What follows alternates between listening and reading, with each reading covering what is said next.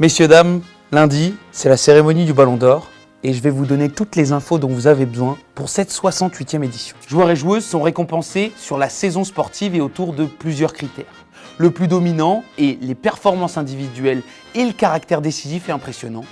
Suivent l'aspect collectif et les trophées remportés et enfin la classe et le fair play. L'ensemble d'une carrière n'étant plus pris en compte, pas de Messi ni de Ronaldo cette année dans les nommés, une première depuis 2003. Sortez les mouchoirs. Les lauréats sont désignés par un jury de 100 journalistes internationaux, un par pays du top 100 du classement FIFA. C'est 50 chez les femmes. Chaque votant désigne un top 10 par ordre décroissant, avec des points pour chaque position.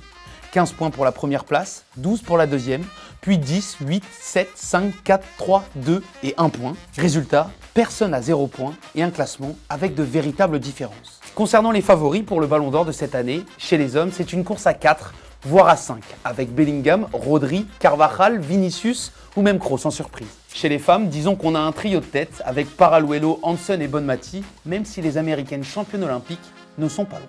Pour le trophée Copa, qui récompense le meilleur jeune de moins de 21 ans, c'est un jury de vainqueurs du Ballon d'Or qui se prononce. À partir d'une liste de 10 joueurs, chaque votant doit établir un top 3 avec, là aussi, des points par position. Je ne sais même pas si je dois m'éterniser tant Lamine Yamal semble tout désigner, mais si je devais en ajouter 2 pour faire un podium, je dirais Kobe Mainoo pour sa fin de saison et son Euro, et Arda Güler parce que le petit fait fantasmer. Le trophée Yashin, décerné de la même manière que les ballons d'or masculins et féminins, pourrait à mon avis partir dans les mains d'un Argentin.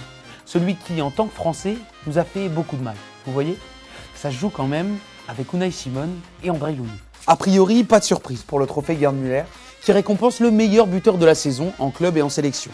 Seulement, Harry Kane et Kylian Mbappé sont à égalité avec 52 buts chacun en 2023-2024. On devrait donc avoir 2 lauréats cette année.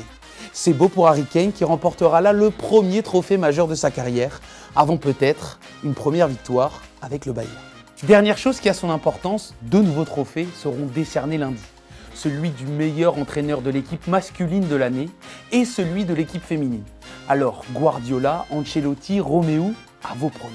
Maintenant, vous savez tout, et moi, j'ai de quoi décorer mon studio.